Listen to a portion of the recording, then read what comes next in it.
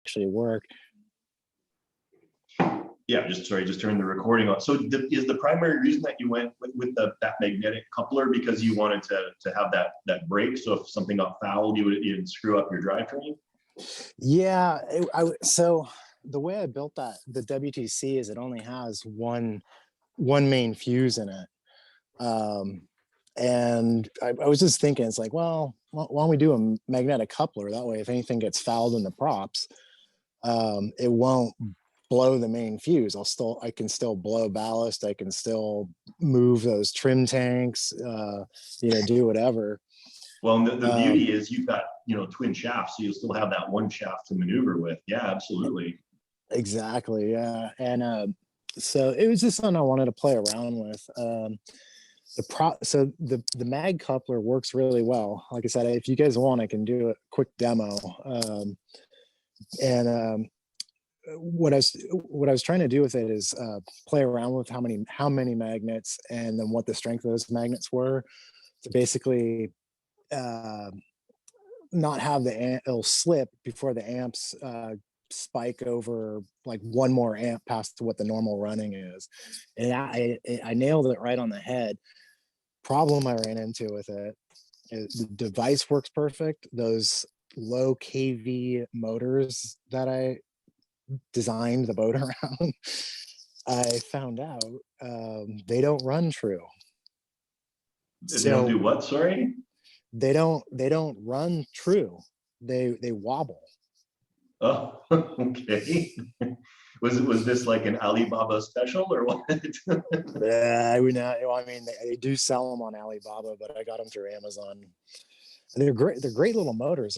They're built waterproof. Brushless is already pretty much waterproof, but they just got a slight little run out in them. And when you put that mag coupler on there, you're extending that what is it, that what is it, out of true that's running. Yeah. And so it just pisses me off. Well, so it can't be too hard to just swap those motors out. I have another, so those are the 350 kV ones, and I had bought a second set. It's maybe a later design of them, or and they're 500 kV. Those look like they run true. I'm going to test those maybe later tonight. But either that or Rommel on the forums, he posted a link with those magnetic gears where the parts don't even touch. They're just, so I might play around with that and see what that does. So that would kill two birds with one stone. Get rid of that misalignment between the shaft and the motor, and it would also cancel out, since they're not married together. Any vibration would reduce the vibration. I worked in maintenance, and they had a coupling in between the motor and pumps in the heating system, and they had was like 4 fingers, and in between was a piece of rubber. Yeah, so Lovejoys. It took care of any Lovejoys took care of any misalignment, and any wobbling was absorbed by the rubber. They work really well. Yeah, McMaster sells some pretty small ones. It's just you'd have to turn the diameter down a bit because they're even for their small, like 4 millimeter shafts, they're like 5/8 of an inch in diameter. Can't.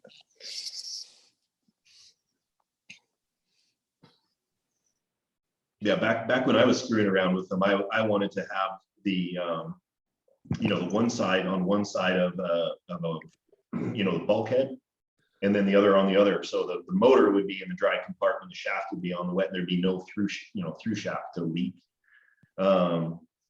I never ended up playing with it, and now technology's evolved to the point with brushless motors, and now it's a moot point anyway. But I like the idea of the breakaway, because even then, if it breaks away or starts slipping, if for whatever reason you reverse and clear that break, the foul, you're right back in business again. There's nothing to reattach, because I know some people, I've seen it before, they had a breakaway shaft. So if the torque exceeded a certain amount, it would shear, and so that way you're protecting your motor and your fuses and all of that. But then you just replace the breakaway shaft and you get back to shore. Yeah, the other thing I was looking at too is those the fuses that they pop and then once they cool, it reestablishes. Problem is, I'm out of room. I can't fit them. They're big, aren't they? Yeah. Yeah, and so that was another reason I went with the magnetic shaft coupling idea. Yeah, you'd mentioned that you might show us. I don't know about anybody else. I'd love to see the up close demo now or later. Or yeah, I can. Let me. I'll tell you what.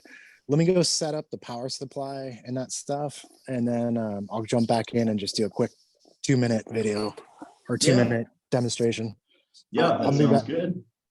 All right, I'll be right back. Hey Bob, while there's a break, last Zoom meeting, I was talking about using 2 small ballast tanks and to trim the boat, because when she dives, it goes one way, and when she comes up, she goes another way, and putting a pump in between to move the water front and back. And Dave came up with the idea of using the leveler in between, so I wouldn't have to fuss with it. It would do it by itself. Yep. Is the leveler capable of reversing the pump and everything and doing that? Yep, absolutely. So you, instead of hooking it up obviously to a servo, you just connect it to an electronic speed controller, and the speed controller would run, full forward if you were way out of trim, and then as you got closer to level, it would slow the speed controller down until it hit neutral and it would stop. And the leveler would do that. Yeah. And then if it went the other way, it would reverse and go the other way. Oh, great. Okay. I've never done it, but in theory, that's exactly what would end up happening. Got it. Okay. Yeah, I was going to hook it up to a servo and then 2 switches, but then it's, but that sounds a lot nicer because it slows down. Exactly. Yeah, you're not doing this, that is because it slows it down, so you get closer and closer. Yeah, it's from proportional control. Yeah, for sure. Good. You're saying that you can hook up the auto leveler that you sell, Bob, to a electronic speed controller? Yeah, if you back it out, all the leveler does is it creates like a false signal that would go out, to a servo. So it's the same, language as a servo would be listening for, and that's exactly what a speed controller is listening for. Is right. Those inputs that would be coming from the receiver, but rather than the receiver is coming from the pitch controller. Right. That makes sense. But one very important thing I wanted to ask you guys was kind of the same thing that the gentleman before me was talking about, is my drive shaft. It's the last thing I need to do until my submarine is pretty much ready for sea trials, except for like primering and painting it. But I don't know how to stop the force from going into the motor. I'm a little worried about that, right? Because you guys talked about how you don't want the force of the propeller going into the motor all the time. Is that a problem? Right? I mean, I don't think so. But typically okay. when I set up my shafts on the one end, you've got like and Dave probably knows the correct terminology here, but it right ahead of the propeller, you've got a bushing, right? Like an oil impregnated bronze bushing that it's spinning in. The propeller is riding up against that, so it can't go in any further, right? And then on the other side, I guess it would be, I don't know if that's the thrust bearing or whatever, but I put just an oil light, or not oil light, wheel collar against like a centralizing bulkhead, and that stops it from coming out. And so the shaft is kind of locked in place, and I usually leave like a 0.5 millimeter slop, so it just a little tiny bit, it can move and it's nice and smooth. And then obviously you've got a dog bone that connects in, and so that's all rotary. There's no thrust force being transferred into the cylinder. So you're not. So it's not a concern. Let me inject here. We'll get the nomenclature straight and why we have to be concerned with this. These are Okay. called bearings, and oilites are, if you will, just oil impregnated sintered metal. And the metal is embodied within the cavities of the material. You have thrust bearings and you have journal bearings. Your thrust bearings is what Bob described. Hey, I got guys, him. yeah, how about muting yourselves? Somebody's scratching their ass or something. So I got him. yeah, okay. So you got your thrust bearings, you got your journal bearings. Your thrust bearing, as Bob described, ahead of the hub of the propeller, mounted at the ass end of the submarine, is the ahead thrust bearing. It takes the axial loads going forward. Inside the model, you have an astern bearing, which is in the opposite direction. But again, Right. it takes axial loads, but astern. All right.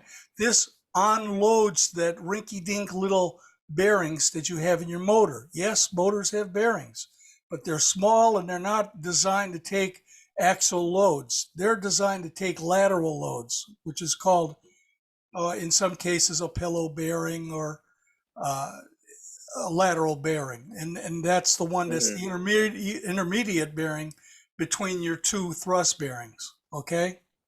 Okay. You with me? I think so. Yes. There'll be a Yeah. test. Okay. All right. I think if I Sounds good. remember correctly, I think I had a diagram in my book that showed the placement and orientation of the various bushings and bearings. Nice plug. You I need to get your book. I really do. So do. I do. I really do. I know. I've been If slacking. you guys don't mind, I can show you what I have it in my drive system. I'm just gonna turn my camera. Sure. How do I turn my camera? Oh, there we go. So here is my Type 2 U-boat. In there, you can see where my finger's pointing. There is a brass bushing. There's resting on a styrene, sort of like a little bracket is holding the bushing in place. And my drive shaft is basically right down there. It's going into the WTC with the motors and everything, right? And I think what Bob was saying is that you need to have this drive shaft sort of like secure so that it doesn't go axially left or right. And the way I have it is on the drive shaft, I sort of have this like little wheel collar on one end, and there's the universal drive shaft on the other end. And that brass bushing in the hull is being sandwiched between the two.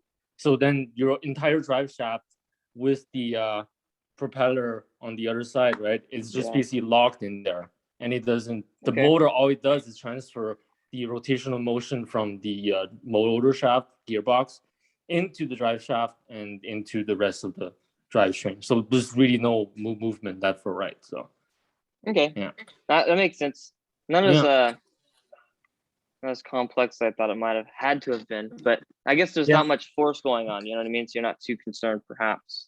About grinding. As long as that drive shaft is like secured in place and free to rotate. That's very important. You want it to like not have it binding right against that bushing. So, yeah, and on that note, and this is for everybody. You know, in theory, an unattached drive shaft, a free spinning drive shaft that's not connected to a motor, you should be able to spin that with your finger, and it should continue to spin. It should not be something that you need to force or that goes like 180 degrees and then binds. It needs to be very, very free moving. And to me, the ultimate test of a properly engineered drive shaft, I think David was the one that ultimately set this definition earlier for me anyway. You should be able to just nudge your throttle forward, and that prop should just creep ahead. You shouldn't have to ramp up your amps to like free it and then it all of a sudden starts spinning. It should just creep forward and spin very, very slowly. That's a well engineered drive system for your boat. And the same thing goes for linkages. Those, if you get your linkages installed, your control surfaces, and you need to fight them to move them, just take the time now, redo them. They should flop around. They should be super loose. So the only thing the servo is doing is fighting water and not, binding and things like that. Cool. Yeah, I got a bushing on the end here. So that There you will go. that should be able to, you know, hold the force of the propeller. Thrust. And then I Yep. gotta get this going in here. Gotta make a little platform to stop the it from reversing out of the shaft, you know? Yeah, exactly. So you make like a little bulkhead, and then you have your stern bushing. So Dave is teaching us thrust and Right. stern. Okay, cool. I definitely I'll take all that under advisement. Yeah, Thank you. and you talked about, you know, not with the forces and everything. Like in theory, you could stand that boat up on its tail on that prop, no problem. You should be able to pick the boat up by the prop without a problem. You know, that Okay. the stainless steel shafts with those, you know, stainless or plated wheel collars, they'll take a lot of force. Okay. I yeah, can show okay, you cool. guys a little demo. So I'm Nate, by the way. Nice to meet you guys. My first DiveTribe meeting. No, So- welcome. nice to Good to meet have you. Hey, so this is my this is the 196 blue bag that I got from you, Bob, a few years ago. It's been, I think, like 4 years now.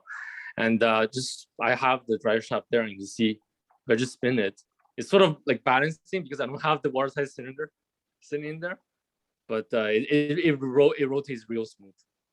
Right? You don't want any binding in your drive line, and you don't want any binding in your linkages. So Yeah, very It's nice. my- Nice and clean.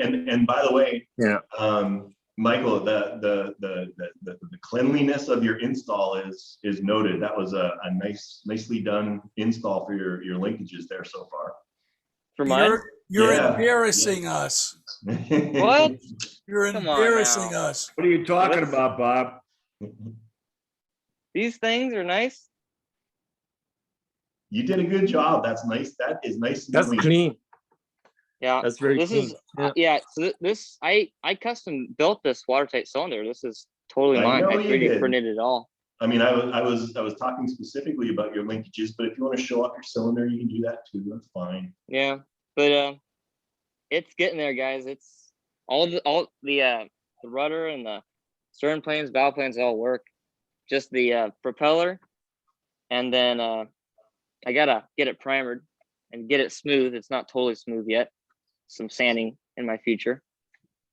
Is that a So- 3D printed Seawolf class? It's a Virginia.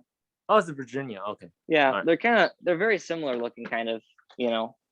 Yeah, I But, remember the Virginias. They have that sonar dome on the bottom of the nose cone there. Yep, mine has that. Here, this is it. Oh, there we go. It's 50 Yeah. inches. Yeah, and if you look, there it is right there. Yeah, there we go. Yeah, And I even have the planar arrays inside yeah. and stuff like that. But yeah, the whole thing is 3D printed.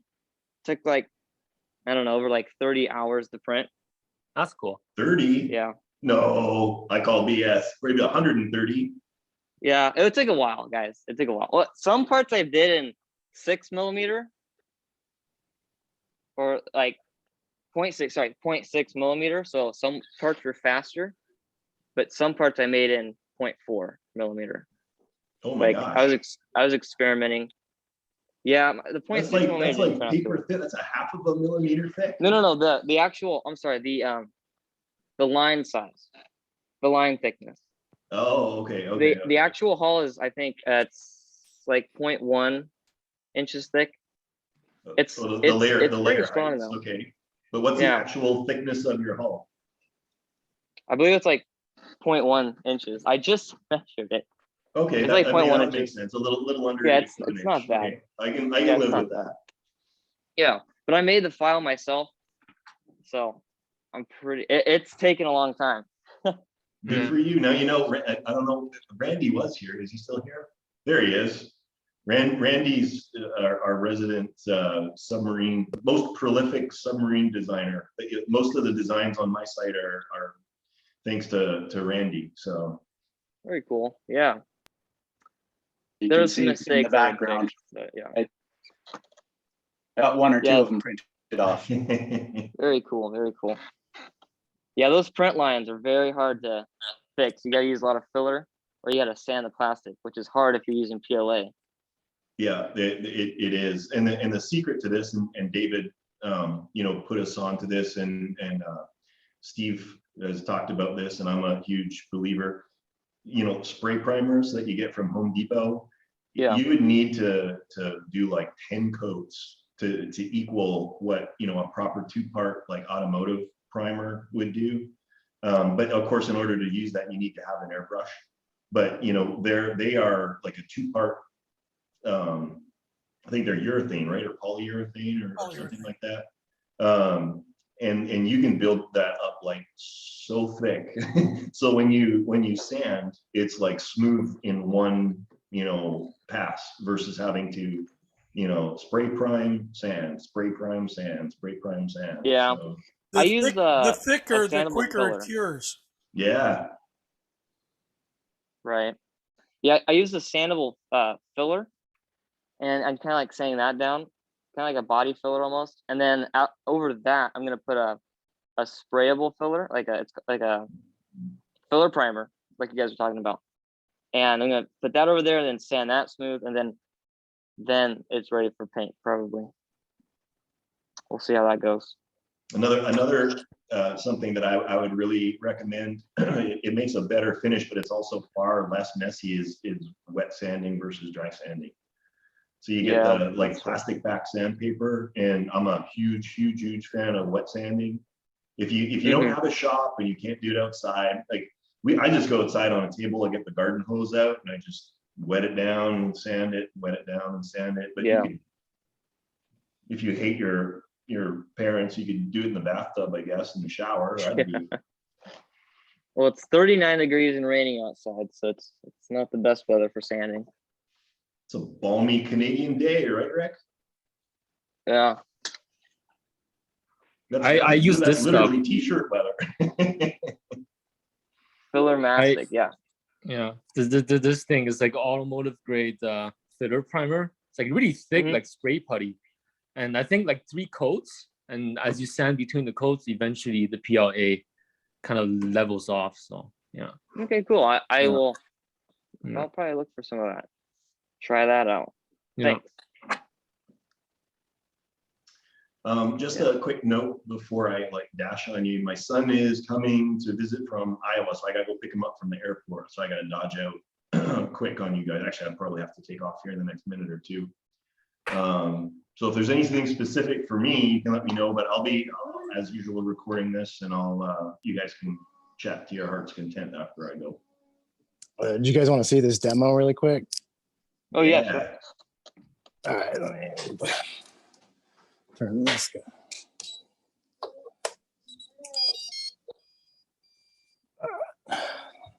So just take this thing up to full throttle. You can kind of see the amps over here. And then if we stall it, if I just grab that, I don't know if you guys can hear that, but there's. Oh, is that your magnetic coupler, Nick? Yeah. That's cool. Yeah. Look at that. It's just slipping. Yeah. It takes quite a wow. bit. Yeah. Anyway, it works pretty good. Those brushless motors are really smooth. Look at that. Yeah, but they don't run true. So you're getting this wobbling out at the end here. I don't know if you can if that picks up on the screen there, but yeah, the motors run great, but they just don't run true. Is that output shaft fixed to the 3D printed coupler piece? So this is how what I did was, this part's on the fixed to the motor, and it's got a set of dual bearings in there. Right. That's supported on the shaft. So okay. it keeps, it's rock solid. You just get this kind of cogging, and this all runs true in the lathe. Yeah. But it's just this, and what I'm finding is these cans are wobbling. So by the time you get out here, this shaft's is wagging in the wind. So unfortunately, back to the drawing board. Could you install maybe a bushing on that stainless steel shaft at the output, just to stabilize it or something? I'm sorry, to do what? Where the stainless steel shaft is exiting the magnetic coupling. If in the bulkhead in the hull, let's say you put another bearing. Oh, a support bearing to make it true. Yeah. Unfortunately, it's the way it's designed right now. putting a bearing there would add, it's kind of like what Bob was talking about earlier. It would probably spin. I mean, when you get to about 180, it would bind and then spin. So the motor needs to be remedied to run true, or just thrown in the garbage and start with the motor that actually runs true. Yeah, you could probably cheat it by loosening, because it looks like you got really nice tolerance on those two parts. If you loosened up that tolerance so it was a bit more sloppy, you could probably do that, but you don't want to do that. Blasphemy. Well, Nick, one cure might be, you've seen those run out adapters for lathes, so you can center your chuck. Yep. Come up with a similar system for the adapter to the motor, where you have 4 opposed set screws, and by adjusting the set screws, you can take that skew out of the motor can. Yeah, that's a great point. The other thing I was kind of thinking about doing, that would for sure work. I was going to be lazy, take the can and the shaft, chuck that in the lathe, grind that sucker, put the rest of the thing hanging off the end of it. That way it's machined to be true to run with the run out in the motor. The can would still have run out, but the end shaft would run true. You're chasing your tail, aren't you? It's the end result that counts. I'll show you, stupid. Anyway, good stuff. Very cool. Yeah. That's awesome. That's really cool. Thanks. It works surprisingly well, besides the run out. All right, I gotta take off. Guys, it was good seeing you. Sorry I couldn't hang around and chat longer, but by all means, feel free to hang around and talk as long as you like. Yep. Merry Christmas. You bet. You too. Yeah. Merry Christmas. Mom. Merry Christmas, Bob. Matthew, back to the painting stuff. I went down to my friend that helped me paint. He runs an auto shop, and he gave me some primer, and then he gave me it's actually activator that you have in it, and you mix half of it into here and just put it in your spray gun and you're good to go. If you're just going to use black, it doesn't require an activator. Just spray on. And I just went to my buddy at the paint shop, paints the cars. He just fills up a baby jar or something like that for me with paint, and I just bring it back home and paint if it's boost full. Now, what happens if you leave the primer in the gun after it's activated? Get another gun. That's what I did. Or clean your gun. Yeah. There was a lot to be said with the lacquer primer. Yeah. You can't get it anywhere. Yeah, I'm coming up on the last of my good old trusty DuPont lacquers, and these. Well, I'm not going to wax poetic about Greenpeace and all those idiots.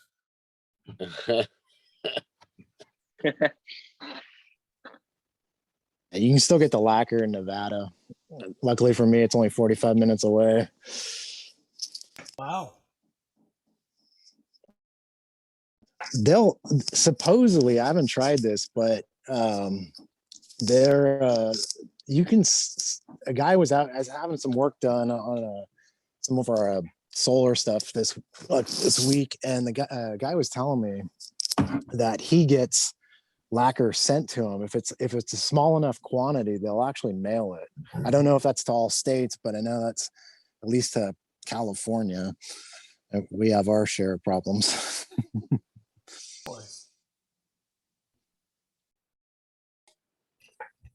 Do any of you guys have any experience with the Bob Martin recommends the paint kit for nuclear submarines by Vallejo? Do any of you guys have any experience with that kit? I tell you what, the paint kit you need is a color wheel in the primary colors. Take it from there. Color wheel from the primary colors. Bingo. Okay, for my Virginia, huh? Anything, yeah. But like, well, I guess what I'm curious about is like, what kind of paints would work? Because it's hard to tell. Because for the Virginia, it's each one is kind of different from each other. You know, like some are like just black, some are light gray and black, and some are dark gray and black. It also depends on the camera How quality. hard is it to take black paint and dope it with a little white? Come on, kid. How hard is that? Okay. Tamiya. Go with Tamiya spray paints. And feather it. And like Bob has done in the past, and I did on my upholder, you hold the can about 6 inches above and just spray, and a mist comes down. And you tape off the scum line. When it's done, it's perfect. U.S. Nuke Boat Duplicolor, Ford engine black ceramic, done. Okay. And it's highly durable. And if you come to our run tomorrow, you're by me, right? In Texas. No, I'm in Washington State. Yeah. Oh, okay, the other guy. Okay, but that Duplicolor Ford engine black ceramic, and I've painted a nuclear sub, and that was pretty damn close to it. And it's very durable. It's got that ceramic in it. Okay, cool. And I'm if with- it's up, I messed this up trying to paint it, and I just went to wipe it back down with lacquer, and I just got to put primer back on it to repaint it. It's not that hard if you mess up. Yeah. Cool. Can I'm a with- Dutch boy and a roller. I'm with you, Dave. A can of white, can of black, can of red, blue, and yellow. You're done. It's not Yeah, actually. You guys use watercolor. Yeah, but don't forget your weathering shorts. You've got to make it look green and manky. Hey, just fresh out of the yard. They never look fresh out the yard, even when they just come out of the yard. Then it's going to look like a toy. Nah, you got to make it look green and manky. Goes faster. If it doesn't have seagull shit all over the rudder, you're not trying. Here. Just prepare the substrate, because if you run with Merriman, you'll end up losing your paint anyway. Shut up, you. What the hell is the Canadian doing here? I thought this was a special group. So special. You squid, bacon-eating animal, you. Go eat a hot dog and swill a Dr. Pepper. and the Zoom takes a disturbing turn. Well, it's funny when Bob goes, isn't it? Attach a line to your sub, throw it in the lake for a month, and then pull it back out. Yeah. Good plan there, Ken. And then, clear lacquer it. Yeah. Just to preserve all the crap. Yeah. Well, Ken's talking from experience. Yeah, I went for 8 months. Yeah.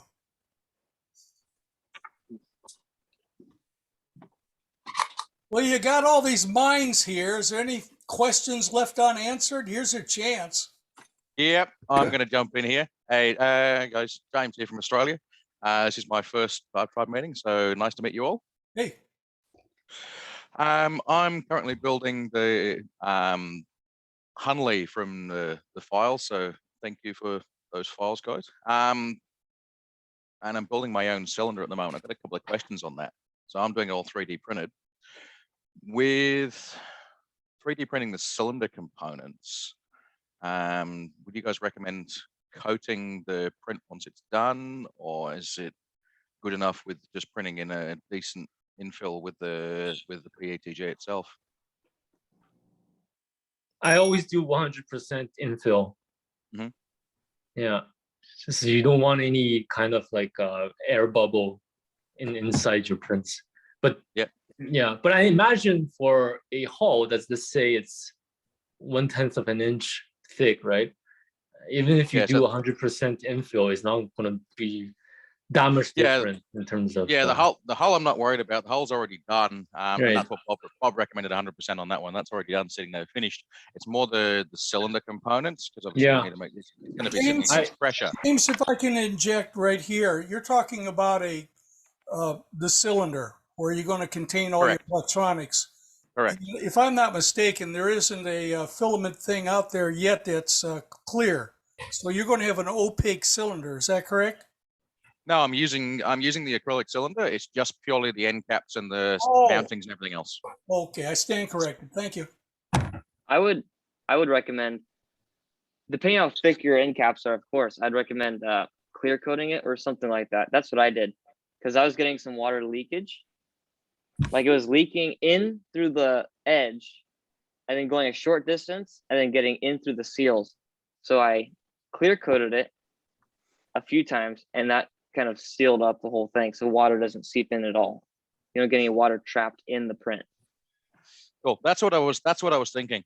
And I picked up some XTC 3D, which is recommended by a couple of people. I was thinking of using that to coat it. I'll do that, and that should solve that problem. Yeah, for my end cap, I have it set up like this so that this is all, I think it's 0.3 millimeter layer height, just printed solid 100% infill, and I use that little primer that I showed you, did this just to coat everything before mounting the O-ring. By the way, the O-ring is going to be last.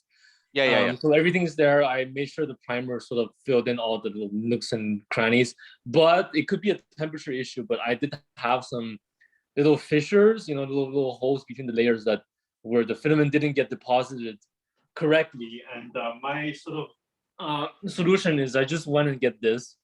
This is just like Gorilla super glue or any thick gel kind of super glue. And you still just run the super glue inside wherever you see any cracks. And what also helped me was this like really thick, not thick, really thin, like watery thin super glue, CA glue.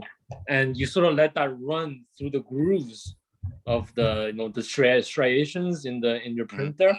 And it literally just fills up any kind of cracks and any kind of holes, and that seals it really, really nicely. So yeah.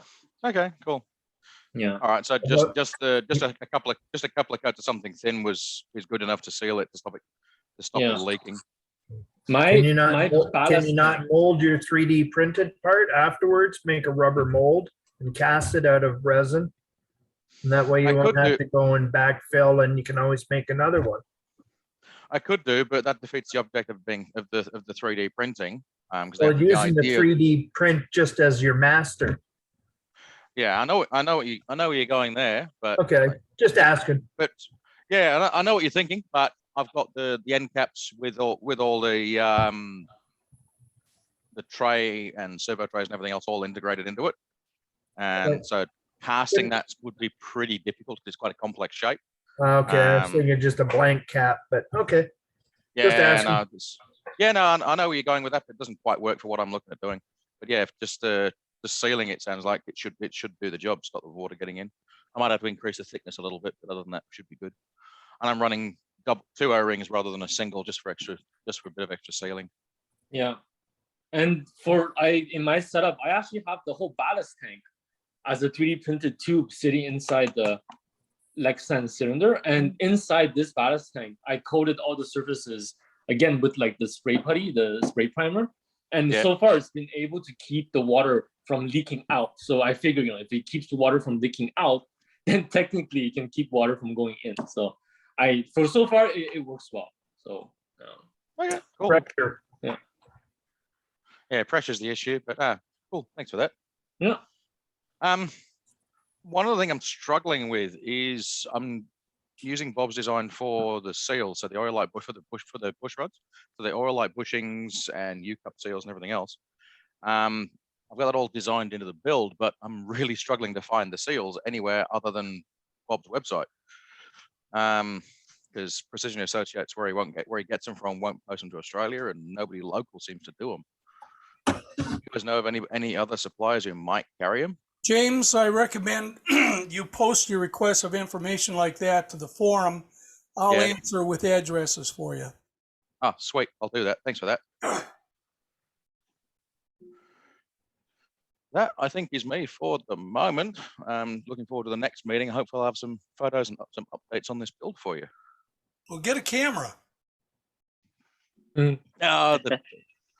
Yeah, running on the computer at the moment. I'll chuck some pictures up next time. All I'll right. put some up on the forum as well. Thank you. Because at the moment the bench is covered in everything.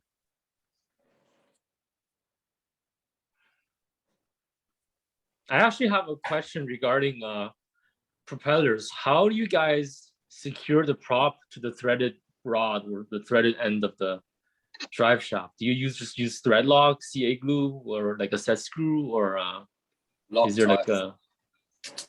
Well, I'll tell you what I do. I don't use a threaded shaft. I use a straight shaft, and then I secure the propeller with a grub screw. Right. For you Europeans, the rest of us call them set screws. Right. Set screw. Set screw. There you go. Set screw. Yeah. But if you've got a thread on there, use Loctite. Loctite. Yeah. And good luck getting it For off. For us Europeans that don't want to use set screws. Jam nut. Yeah, and just hope you don't have to take it off. Yeah. Exactly. And if you take it off, break out the torch. The torch. Yeah. What are you guys using? Like the red Loctite? I use the blue. Blue Loctite. Red. Yeah, red if you never want to get it off again. Never say never. If you solder it on there. If you do get in a pickle and it does, the Loctite does work, and you next to plastic and stuff, just put the Allen key in the set screw and heat the Allen key, and it transfers the heat and it comes right out. Or steal your wife's nail polish. That works too. Yeah, acetone will break it down. Yeah, it'll do a wonderful job when you're finished too. Weathering. It's free weathering. Yeah. Absolutely. Yeah, I had a question about I have the 75 megahertz radio, and my antenna is just kind of in the electronics part, right, of the cylinder. So it's not stretched out very much. Is that going to have a big is that going to be a big problem for like the signal? Or because I made a provision where I can string it out and up into the sail. I made a provision for it. No. Is it a big problem? If it's all bunched up and folded on itself, you're changing the effective length of the antenna. And yeah, it's gonna attenuate the signal to a degree where you're not going to get the quarter mile as advertised. The best thing is to string it out. And it doesn't have to project vertically above the surface. 75 megahertz is pretty much regards water, fresh water, as opaque. So it doesn't matter. Okay. You stretch it out in the hull, you're good. So I would recommend running that antenna outside of your cylinder into the hull. Maybe wrap it once and a half around the hull, as long as it doesn't overlap itself. And then you I'll just string it out straight because my hull is long enough so I can just take it out of the cylinder and stretch it down the length. You'll be good. Okay, cool. And I won't. You have to be mindful of what your hull's made of. Now the plastics you're using is fine, but if you got a carbon or I think Kevlar too, that stuff is opaque to RF. So I believe carbon fiber is not very good for it shields it. So that's don't use carbon fiber unless you have a plastic sail perhaps and you put up through the sail. But then even then it'll mask the length. The only guy who's going to use carbon fiber is Batman. Okay. Okay. Sounds good.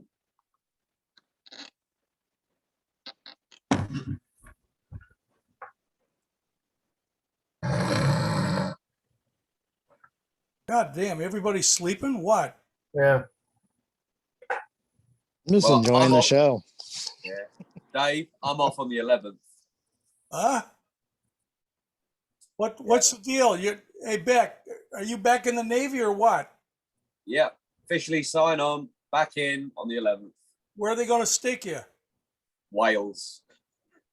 Oh, man. Who did you piss off? Yeah, fair one. I've got to do ambulance driving. What are you on an inflatable? Nope. I'm driving an ambulance. Oh, really? Yeah. You and I need to talk, Matthew, you and I need to talk this week. Yeah, definitely. I'm going to be in here full time because I've got Okay, orders to so get out. you let me know what's a good time, please. Anytime. Okay, I'll send you a Facebook message. Yeah, sounds good. I mean, I'm going to be full on flat out trying to get the last of these orders done before I go away. So I'm not leaving this shed. Okay. So you're going to be driving an ambulance? Yep. I'll notify the authorities. Roger. Yeah, you'll laugh at this. They give me a 2-day course in blue light. Oh, well, sheesh, you're qualified now. Surely it's not a 4-week course or a bit longer than that.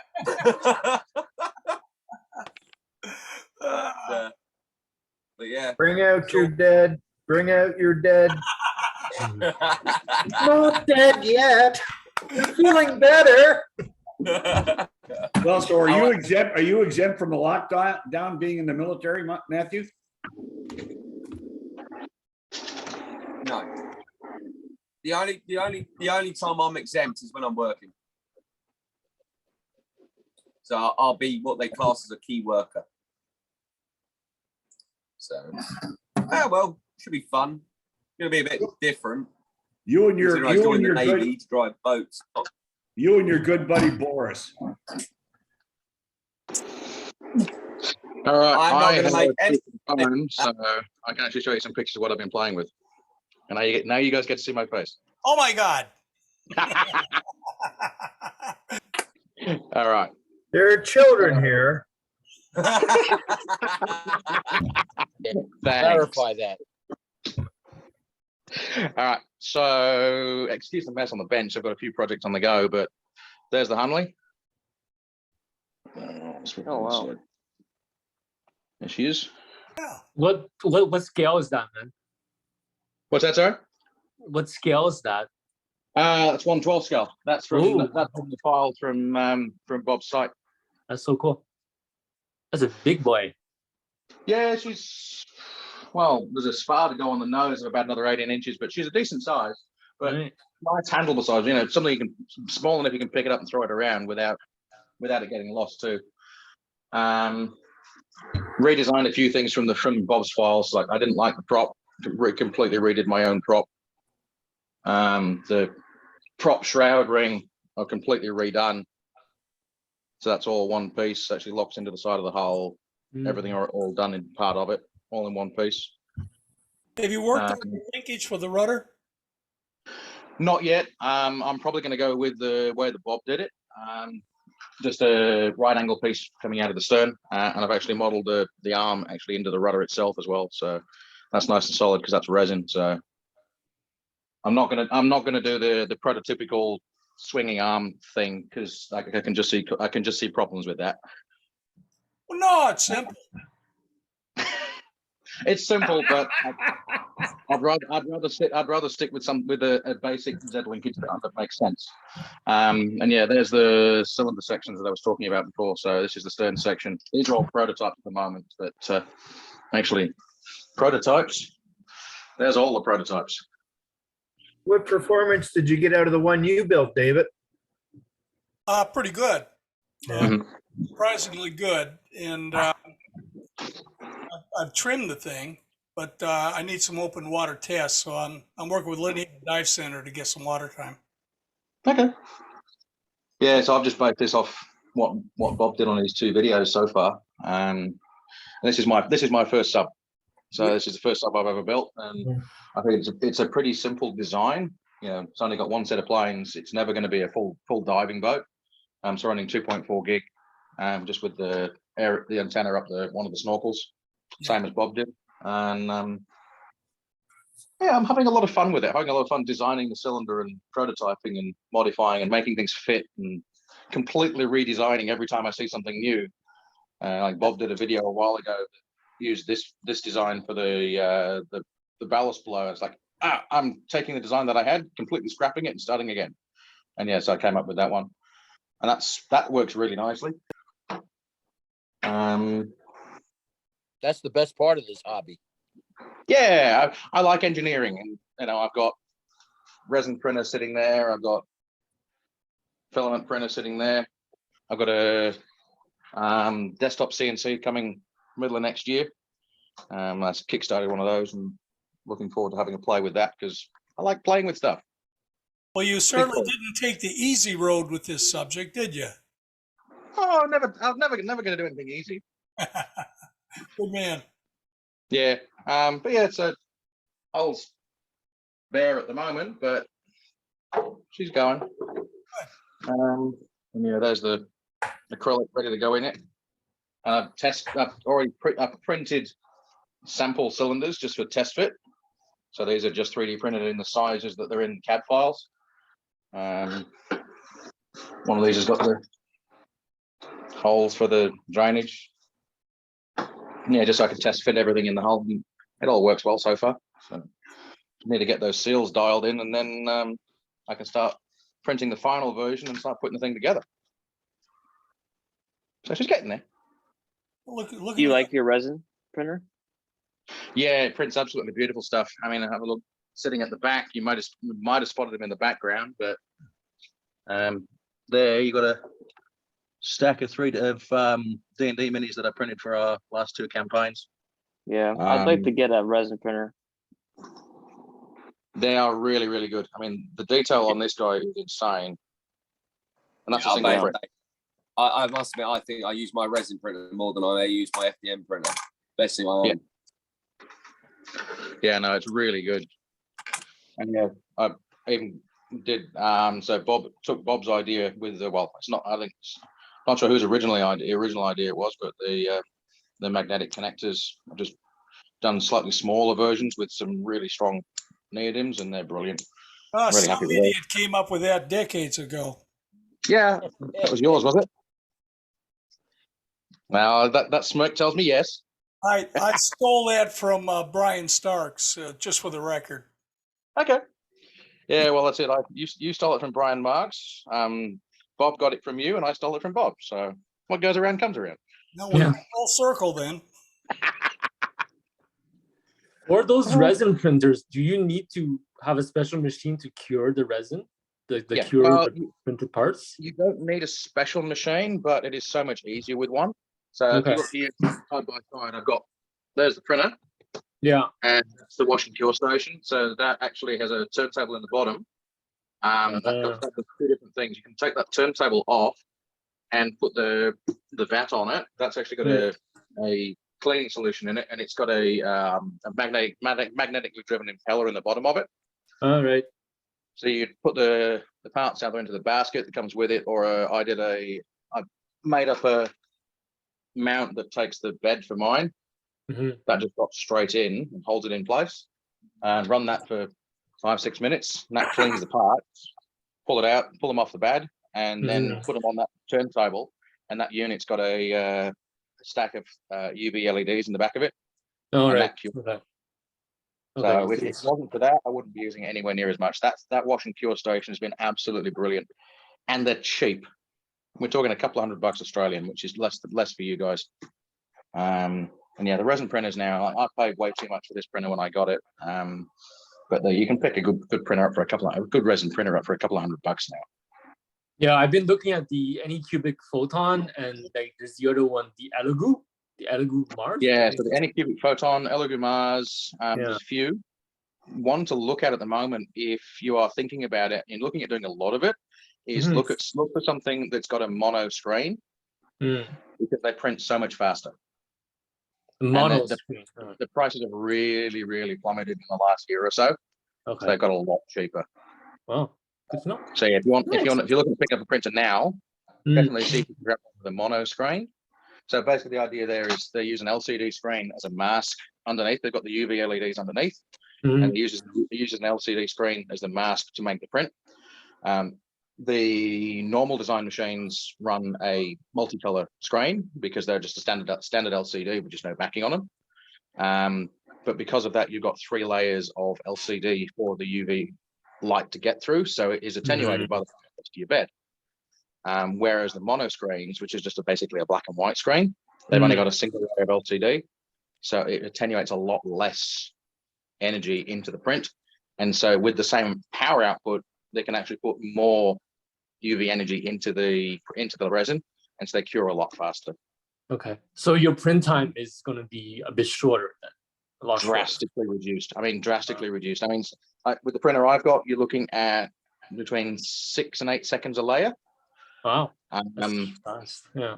Well, no, this is slow. Oh, okay. Bear in mind your layer height is 50 microns. Right.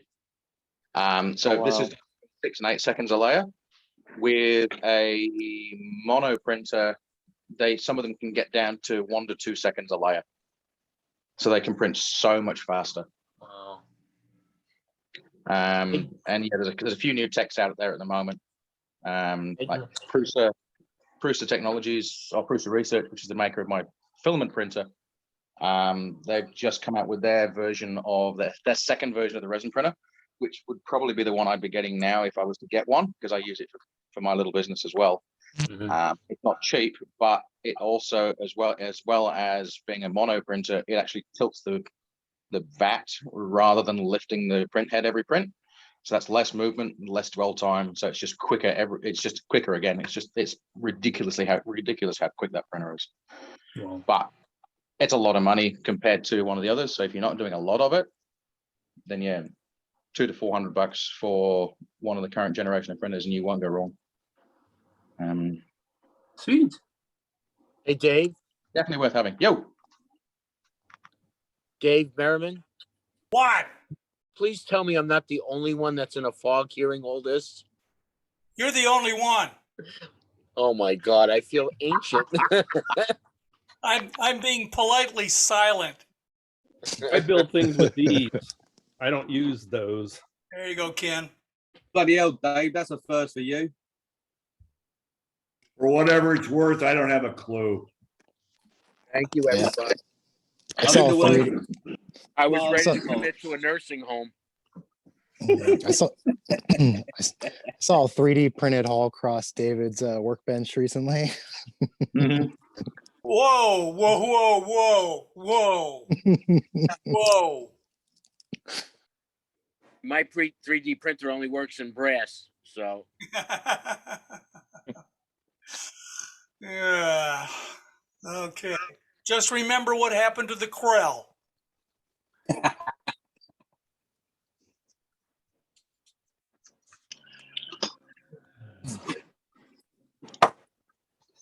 Also about the resin printers, just remember there's additional cost when you run a resin printer, as in the resin costs a lot more than filament, and also the actual screen that you print on, it's an LCD screen, it uses itself up and burns itself out, and you have to replace it like every 6 months. And for the colored ones, people were replacing those sometimes every month because they were using them so much, and that adds more cost.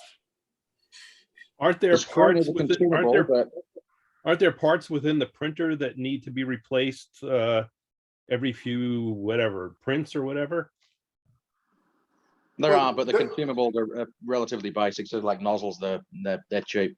But going on screens, I've been running this printer for several years now, and there's nothing wrong with the screen on it. You know, I've done a lot of prints on it. You saw all the 3D minis there, all the parts for this. I've done quite a few jobs previous to that as well, and there's absolutely nothing wrong with the screen on this.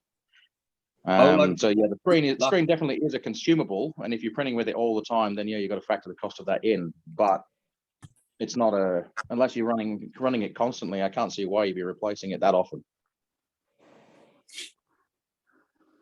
You're lucky. I replace my screen quite regularly. Okay. Yeah, mine's running quite happily. Hey, the only consumables that I've replaced is the FEP film on the bottom of the vat. That's about it. I got something for the crew. We got the next year coming up pretty soon. And as far as I know, there's 3 submarine regattas in the States. Does anybody have plans for attending or making the rounds next year? Well, Groton apparently is going to be the week before Memorial Day. I don't think I'm going. Yeah. I don't think Ray on the West Coast. I don't think Ray Mason's going either. Eesh. Yeah, that's a stupid time. Are there any on the West Coast? Yeah. What about the West Coast? They used to run them at Golden Gate Park at the what was it, the casting ponds, I think it was. Yeah, yeah. But I know they're still doing something over there. I don't have contact with those folks, so I don't have a finger on the pulse of what's going on there. Well, was it Monterey another one? Monterey, yeah. Well, don't forget we got this one here almost central in the form of the Subfest. I went to my first one this year. Boy, that was a ball. Ken was there and a few other. I'm thinking of that one. Yeah, next year I'll go. That one. If you're going to make anything, make that Subfest thing next year. Yeah, we're thinking of renting a camper and three of us going down, in one camper and putting our boats in there and doing it that way. Here you go, Frank. Yeah. One day I'll do a pilgrimage. Monday. Oh. Was Subfest the one in Georgia? Yeah. Yeah. Oh, okay. Did you see the video? Beautiful I water. haven't gotten a chance to see the video yet. Yeah, go ahead. It's worth a look. I saw the video. It's crystal clear water. Yeah. It looked like it looked gorgeous. It's much. Dave would have no problem rescuing somebody's boat. We had Nathan that goes swimming. Yeah, we got a kid for that stuff. I'm too old for that crap. I have intentions of going to Groton and Subfest. So good. We'll see you there. I should definitely be going to the next Subfest with my submarine. Good. Yeah. I'll be there in spirit. A little bit far for me to travel. Yeah, I thought you were going to go next year, Matt. I thought you were going to be able to attend next year. I highly doubt it. I could see this deployment lasting longer than 3 months. Well, just set up that ambulance and come on over. Yeah. And also, it depends on what red countries are and everything else. I mean, if I can, I will. And obviously, for me, it's cost because it's getting from UK to the States. Yeah. And also, I'm gonna have to pick somebody to send a couple of boats to, so I've got something to play with. Don't worry about that. I brought 10 models, so there's enough stuff for you idiots to play with. Fair one. But yeah, we'll see. I'll got to persuade the missus somehow. So David, when you on that, what I did today, you had about 10 more sub drivers on the bench there. So does that mean you're going to be bringing 20 sometime? I want to mix it up. I'll probably bring 10 more, but it'll be 10 different boats. Right. Yeah. I got that bucket list on my wall, which is about 18 models I yet have to finish. That's what all those cylinders are about. But I'll have a gaggle of boats there. So if you show up and don't want to ship a model, you're well to grab one of my transmitters and go play. You gonna build another 23, David? Huh? Are you gonna build another 23? I got one up on the wall, and I just got a new kit from Casey. So to answer your question, I want to get a 23 in the water with a camera in the sail. I mean, that access hatch for the line locker at the leading edge of the sail, just leave that off, and you got a perfect port for the camera. You don't have to screw up the looks of the model. Yep, it's ideal.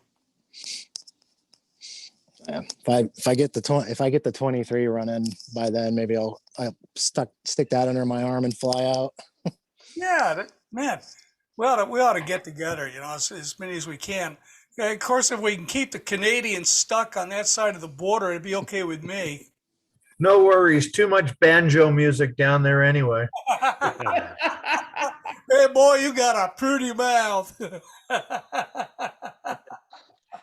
Smart one, too. When are they going to cut you polar bears loose there, Rick? I mean, damn. They'll probably close the border again, the way they're talking, the way these numbers are going up. Oh, man. I just got my booster, so, you know, my clock's kicking. Hey, Who knows? good. You're looking good. You lost some weight, didn't you? Been trying. More than trying. I can actually see your neck now. And only one chin. Good for you. Good for you. I got to go shovel snow. Yeah. We got 3 inches here today. That's great. Where are you at, Rick? We had 40 degrees C here yesterday in Sydney, so pretty much the exact opposite of what you've got. Ontario, Canada. So near Niagara Falls, put it that way. This is that time of year when the Australians rub it in our face. Yeah, really. 104. Go stub your toe on a kiwi. No, that's New Zealand. Yeah. Oh, New Zealand. I meant the fruit. Yeah. How does it feel living in a place where everything's trying to kill you? A wallaby, then. All right. Spiders that kill you. That's right. That live in your backyard. Yeah. That's it. Jump up out of the toilet. Goannas and whatnot, right? Yeah. All we know is whatever the hell Crocodile Dundee taught us back in the 80s. Yeah, most we'll of have it's a Foster's. Shut up. No, Right, Foster's is what we give to the tourists. Yeah, tourists. Yeah. Anyway, have a good day, gentlemen. See you later. Bye. Merry Christmas. Happy holidays. See you.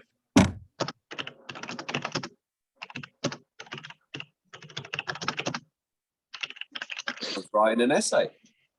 I'm writing a post that on the forum that Dave asked me to do about these seals. I'm doing that, and then I got to head out because I've got a Christmas party to go to in about 15 minutes. I'll fix you up with an answer tonight. Sweet, thanks, Dave. Much appreciated. Might be easy. I mean, worst case scenario, I can get them from Bob's site, but $35 postage for some cents worth of seals. Crazy. We'll work something out. Awesome, thanks, Dave. Hey, Matthew, stay on. Yeah. Stay on, Matthew, will you? Sorry, I missed that. Say again. Stay on, will you, for a moment? Yeah. Yeah. I ain't going anywhere. I got here late. James, would you please mute your goddamn microphone? Thank you. Done. Mute.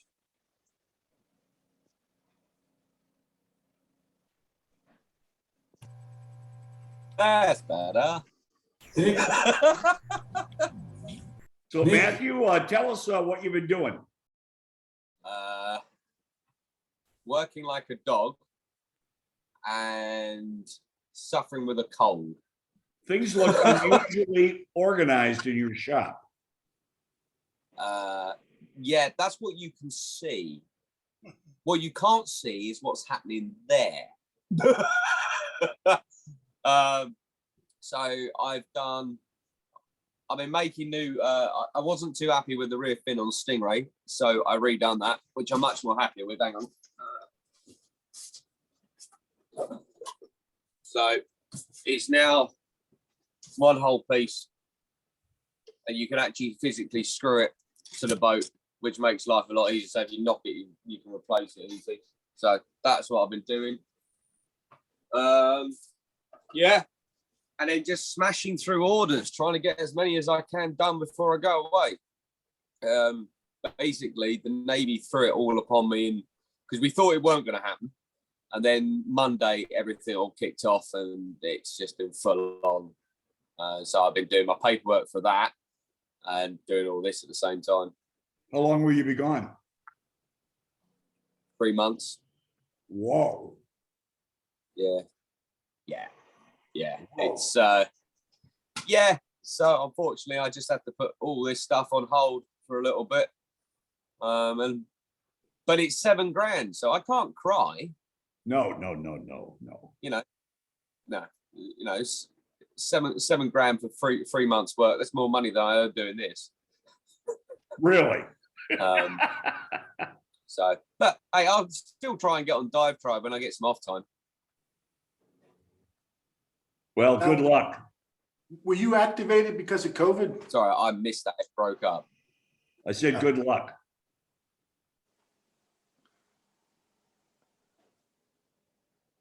Hey, Matt, were you activated because of COVID? Oh, he must have went out. Sorry, I missed that, Dave. I think my internet's rubbish. Say that again. Were you activated Sorry, I because missed of that, COVID? mate. The internet must be rubbish. Can you say that again? Were you activated because Yeah. of COVID? Yeah. Okay. Yes, I was. Yeah. Yeah. So. Yeah, it's starting to get Life in bad a here. blue. So. Yeah, it's getting ridiculous. I mean, Omicron is it's worse than all the others. It's jumping up in numbers by the day. I don't exactly know how many numbers it was today, but I think yesterday it was like something like 2,500. But has anybody died from it? Bingo. I think one person. I'm not too sure if any more have. It's the friggin' flu. Thank you, China. Yeah. It's really contagious, but it doesn't seem as severe as the other ones. No. But I think it's because the NHS here can't handle the numbers because it's built up really quickly. I think that's why we've been called in. Yeah, they're starting to shut down Nice meeting you all. Have a great Broadway Christmas. again. And I'll catch you all in the new year. See you later. Be safe. See you Merry later, Christmas. mate. Okay, see you all. Happy holidays. And you. And I've put that post up on the forum, Dave. So when you get a chance, that'd be awesome. So I'll take care of it. Good night. Good afternoon, gents. See you later. Later. Bye. Hey, Steve, how's Typhoon coming?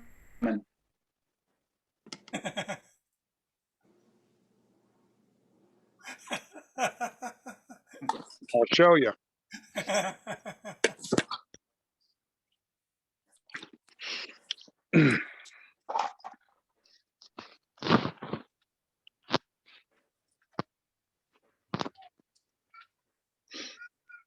Steve, turn off your background.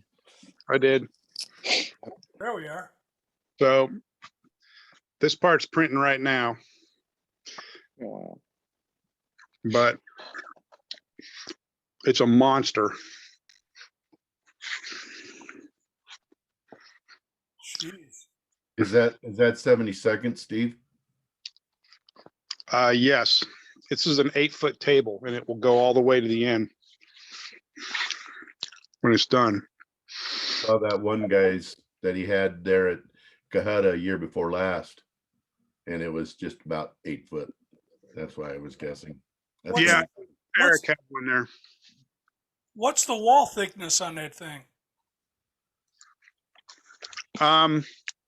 It's very thick at the flanges, and in the main wall is probably about 4 millimeters thick. Reasonable. I could use it as a coffin for Nathan if I needed to. Let's not go there. Yeah, I know. But I mean, he could easily fit inside that thing. Yeah, that's huge. So I'm almost, I mean, a few more sections and I'll have done the printing. And so I'll add it to the list of projects and working on an Oberon, OTW Oberon. So that's one project. That's going to be nice. OTW does great work. Yeah, this is my first experience with one of their cylinders and such. So looking forward to it. Always like to learn new things, new experiences. But so that's underway. But yeah, it's, I don't know. The big Typhoon is just another one of those that I've kind of wanted to make a big one for a while. I had the 172 LA that I 3D printed, and boy, it's a pipsqueak compared to this thing. Yeah. So anyway. That thing's awesome. Yeah. What kind of motors are you running in the Typhoon, Steve? I don't have anything for it yet. It wouldn't need to be anything like I run in the in the bigger boats that I do, I tend to run that Hydra 50 G2 Hydra 50. Like in that and in my Nautilus and in my Thresher.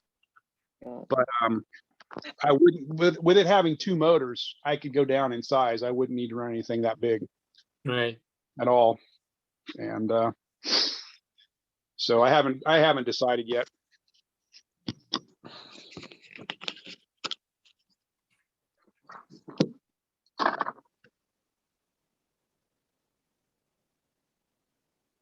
It's all fun. I like to try different things. You probably step the motor size down too if you run those planetaries. True. So you said that one's ABS? That's printed in ABS, yes. And that the finish that you have on those parts, is that fresh off the printer? No secondary work? All I did was cut the flange off where it was adhered to the plate.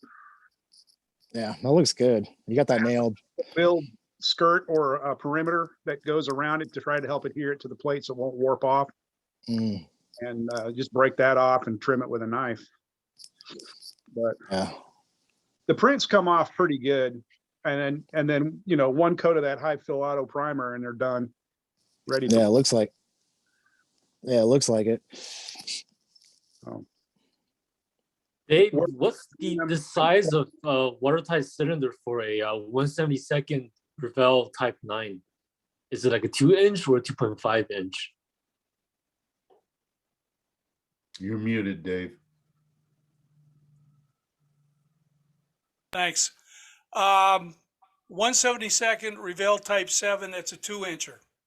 Okay, but what about the bigger one, the Type 9? That's a 2.5 1 motor with a gear splitter. Okay. But I don't make them no more. That's good. I tell you what, if you're working on something, I just got a whole bunch of crap sitting around in the bin, so I'll just send you a motor bulkhead if you're serious. If you're going to use it. I'll use it. I just recently got one of the newer releases because I think the Type 9, they did about 3 waves of that. For the last time that you had the 505. Most recently in 2019, they came out with an early ore version with the little short tower. I got one of those on the backlog, so I'll get. Well, the hulls are all the same. It's just superstructure and sail. Yeah. But if you're actually going to finish a model, email me or make a post. Sure, I'll be sure to make a post. You actually get shit done, so I'm you know, I don't mind helping guys like that. Yeah. No, I like to build. I love it. This is half the fun of the hobby. It's that, I'm kidding. My God, somebody who actually enjoys this crap. I do. Good man. Yeah. Yeah. Well, come on, people. I got a question for the 3D printed hull guys, since we have several of them here. So this has come up before. All 3 of the guys here that have mentioned it are working on them, but there aren't any that are finished. What is the likelihood of when you have them finished and they're painted black or dark gray or something, and you're sitting out in the sun on a hot day, that they're going to deform or warp? I think it depends on the material. With PLA, it is don't do it. Absorbent. Yeah, it'll right into the water and melt on you. Yeah. If it's like 85 or higher degrees, I would not leave your submarine out in the sun. It would be okay for a little bit in the sun, but it will deform. I left the hull piece out to test it that I wasn't going to use, and it deformed after a full after 2 days in the sun. It went away, and it wasn't that hot. I live in Washington State, so when it's in the water though, it should be okay, especially if you have a nice primer and some paint on it. It'll protect it from the UV perhaps, and the water will dissipate the energy of the heat. But I would definitely be careful leaving it in the sun. Well, I think when we have get-togethers, if you meet with other people, the percentage of time that they're in the water versus sitting on the table, and the likelihood of it nice summer day, it's going to be kind of a problem. I'm just wondering if anybody's already had that problem or. I've seen it Mine's not ready. firsthand. I use ABS or ASA myself. I just don't want to have to deal with that. And even with ASA, my big long Columbia, it's so freaking long that if you leave it sitting with the deck off of it, the deck will bow up, but it's soft and it'll just conform right back down into shape and away you go. But it won't deform it to the point where it causes it to change shape around the flanges or anything like that. It you know, once you put it back down on the hull, it's fine. But yeah, I mean, something that long in the bright sunlight and it's solid black, I was amazed the one time that it did happen to me while I was getting it outfitted and ready to run in the water. It's held up very well. But it's not for everybody to print ASA or ABS. It's more difficult. I use an enclosure. I run my enclosure temperature very warm. I use material to hold the part onto the bed to keep it from warping. I do various things, but I have very good success printing in ASA or ABS. And so why not? You know, for me, I'm going to build out of that. What do you like more, the ASA or the ABS? I can take either one. I print them both at the same setting, so it doesn't really matter. Okay. ASA is a little more expensive, and it's supposed to have UV inhibitors. It's supposed to be an outdoor filament. But if I'm painting it, what does it matter what the UV is going to do to it, you know? Right. Because the paint will shield it, right? Pardon? The paint will shield it. Yeah, it's not going to break down because UV is not getting to the plastic, you know? Right. I put everything at 100% infill. Even that big honkin' 1/6 scale sea hunt I printed for my buddy Daryl was all 100%. And I didn't think that the PLA problem was UVs. I thought it was just heat. It's not UV, it's heat. Yeah. So you can put a UV protectant on a piece of PLA, it'll melt just like it'll soften, won't warp just like without it in the sun. It won't matter. In fact, the part that I put outside, it was primered with a high build primer. Yeah. So there was multiple coats of high build primer on it, and I left it out just to test, and it deformed within about, I think, 2 days. But again, I'm in Washington, so it doesn't get, you know, like too intense typically. But it was above 80 degrees, probably closer to 90. But if you leave it out, it will deform, especially if there's any weight on it. There was no weight on my part. So if there's like weight, like if, you know what I mean, something like that, it will deform. I'm actually curious, maybe one experiment someone could do is, say you 3D print like just a generic looking submarine hull from PLA or whatever, and then without any hull detail, without any like surface detail, then you come in with like sheets of fiberglass and fiberglass resin, you glass over that hull, right? The resin sets, and so you use the 3D printed part as a sort of like a form or a mask, and you come on top with like fiberglass, like a fiberglass layer to protect it. Maybe that could be a cool experiment what to do. What I thought of doing is you could do fiberglass inlays, right? Just thin. Yeah. On the inside, right? Because if you have details on the outside of your submarine, yeah, that are 3D printed. If you put the fiberglass over, you might lose some of that detail. I'm not sure. Yeah. You might, depending on how good you are at it, I guess. But if you put like fiberglass inlays on the inside and they harden, I'd imagine that if the heat gets to your plastic, it doesn't melt it; it just deforms. So if the fiberglass doesn't let it deform, then you should be good. I would think. I don't know. So that'd be something interesting to try. Yeah, fiberglass on the inside. Yeah, it might help it hold its shape in the heat because it's not going to melt. In France, that builds big airliners, and he's come to the point now that he makes his molds on the printer, and then he fiberglasses right in them. Yeah, so seems to work pretty well. Yeah. There's that. 380 right now. There's a company out of Germany, Maximus Modelbau, and their hulls are exclusively, I think, 3D printed. I think they use something like PETG in their filament. So I'm not sure how those stack up against the heat. So they're not bad. The PETG is not bad. Yeah. It's sometimes a little more stringy. I don't think it's as easy to work after the fact as ASA or ABS. I like the machinability of that material myself. It's easy to sand, easy to drill, cut, whatever. And it just lends itself to a better finish overall, in my opinion. As I heard somewhere that PETG is harder for like standard adhesives to adhere to because it's like a very oily type of plastic. So kind of, yeah. Yeah. Fellas, I gotta go. You have a great day. Merry Christmas. You too. Merry Christmas, dude. Have a good. Hey, Steve, I have a question for you before you go. Sure. I'm going to be starting that Nautilus, you know, the one that you did. I think it's the same company.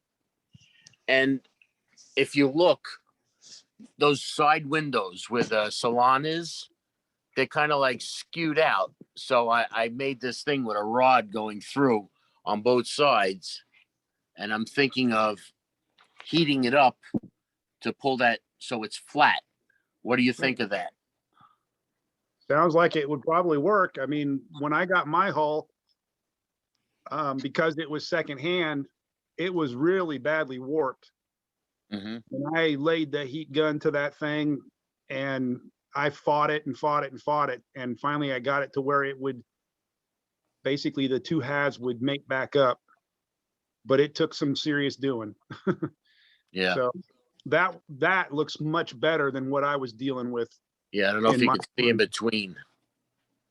Yeah, I've got it cranked in there a little, but I was ready to cut the thing out, make it straight, and then put it back in again. But I'm going to try the heat gun first. Yeah. Now, did you heat the whole hull or just that area?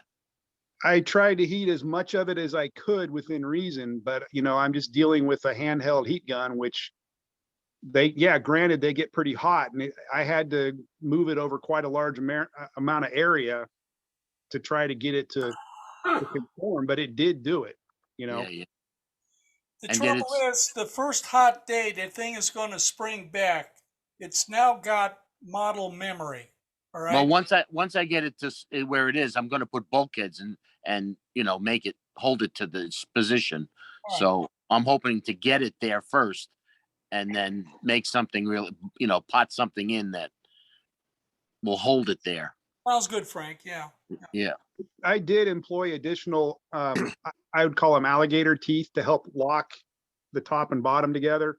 Yeah. Using some brass plate, fiberglassed it in and stuff like that. And that helped a lot with the alignment. I mean, now I can just drop the top right down onto the bottom and run the ram into the front of it to lock it all together, and away I go. But, you know, it's not 100% perfect, but it's very close, and it's far better than when I got it. Yeah. Well, this was in good shape, and I didn't even know that was supposed to be flat until somebody had mentioned it. And then I had bought Dave Bob Martin's the small one that I think the 8 scale, if I'm not mistaken. But and that's perfectly flat. I'm saying, oh my God, this is way off. But, well, the smaller ones are done a little different, where the whole salon window is part of the top, and it just slides down over the bottom, and you don't see anything. Mine is split, and then there's a decorative white metal plate that has the salon window ribs, or whatever you would want to call them. You know, that I then actually have 4 small screws, countersunk socket head screws that fit into that, and you can't even hardly tell they're there, but that holds the plate on mine. Yeah, that's what I have also. but even so, that is flat and the glass is not. So I have to get them to mate. So, all right. Whose hull is that? How big is it? It's 66 inches. I keep forgetting the name of the guy. Custom replicas. Yeah. It's the Yeah, same that one was- you have, Steve. Yeah, that was Brodeen and Keys who collaborated on production of those kits. They're beautiful. It is. It's beautiful. And mine doesn't have forklift holes in the side of it. So, so Steve went a long way to get where he was. Well, I got a third generation. I didn't know that there were different generations of them, but mine came with the operable vents on the top behind the wheelhouse. Yeah. Breathers. Yeah. They had been kind of spot CA'd down, so I kind of freed them up so that they could actually pivot and open. And it had the metal etched grating in the deck. That I have. Which I think was indicative of a third generation as well. And then the full wheelhouse detail. So I didn't realize there were different generations of them, but I can understand when you're building something for production, you kind of come out with the first iteration and then you maybe add to it and improve it as you go. Yeah. Yeah, I'm gonna make my breathers function, but they're all one piece. So I've got to kind of like get them out and go from there. Yeah. It's not like the Seaview. There's not much on the Nautilus that you can make work other than the lights and so yeah, I think it's one of the coolest dang boats that was ever made. So yeah, especially when you see behind Bob's head when he's playing that thing round and round and round. It just looks like it works so beautiful. Yeah. I have a question. I have a Gato, and I ran over some lines at the swimming pool and messed the props up, and having to put new props on it. And this little piece it's a metal piece that stabilizes the rear shaft. The original model doesn't have. It was a piece of plastic in there, and this is a piece of metal. I figured probably some of these racing boats might use something like that. I just don't know what it's called to even look for. It's called a strut. It's the strut bearing, which acts as only as a journal bearing, not a thrust bearing. Okay, strut bearing. Yeah, and if it's metal, if it's white metal, yes, shiny, it's one of my pieces from the fittings kit. Oh, because the kits were plastic. Do you think the racing boats would have something like this that they use on the props that might be able to use? What's wrong with the one you got? Yeah, little tits that fit into the. I've been it bad. I was real stupid trying to run it, and I ran over a piece of plastic in the swimming pool and thought I could go over it, and just I'm having to redo the whole rear end now. Oh my God. Yeah, I bent the props and stuff, so I'd help you out, but I sent all my parts to Bob. He's eventually going to put the fittings kit back together. You might query him. He might have some struts for you. Now, you need both struts or just one? I might be able to pour one. I played around with trying to pour stuff. I did a little broke a fin on the Type 23, and I poured one of those. So this might not be too hard to try to re-pour out of plastic or something like that to put back in there. I just thought the power boats might use something that I just didn't know what it was. The time you would take to cobble together something that was close, you'd be better off scratch building. Okay, thanks.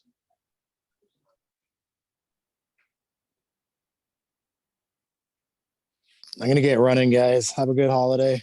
Hey Nick, take care, man. Have a good one, mate. You too. Merry Christmas. Merry Christmas. Loving the work you're Merry doing Christmas, on that everybody. torpedo tube stuff. Yeah, 5 tubes and that stupid thing. You're out of control. It works good. Yeah. All right. Merry Christmas, guys. Merry Christmas, man. Merry Christmas. I got to bounce as well. It was very nice meeting you guys. I'll see you at the next DiveTribe meeting. You too, Nate. Yep, Welcome, good. Dave. See ya. Yeah, man. Yeah. I'm going to be heading out too. So Merry Christmas. You too, Dave. Merry Christmas.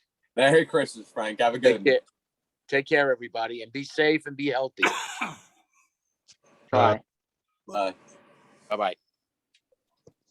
Is Bob I guess I'll see everyone. Is Bob going to fix See his you guys. web page? Last time I tried to click on anything to do quantity or something like that, nothing would work.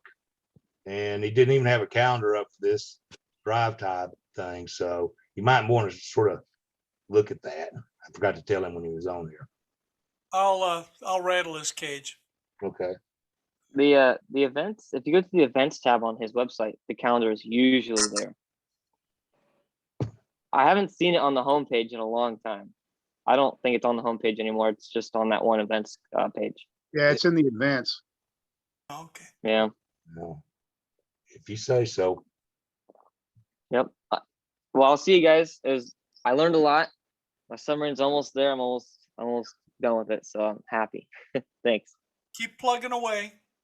Oh yeah, this ain't gonna be my last. This is the starter, and I already have a list of things I'm gonna do different on the next one. Well, So. you got it bad. Yeah, I know. Tell me about it. Well, I'm a studying engineer at college, so this is kind of what my life is gonna look like. I hope.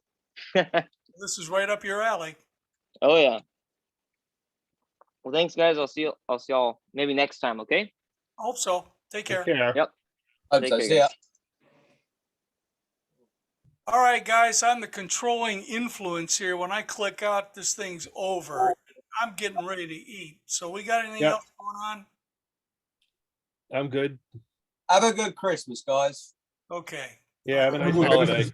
Yes. See you later. I hope to see you soon. All right, you bums. Take care, Y'all all. have a good New Year Bye-bye. too. Huh? Yeah. You too.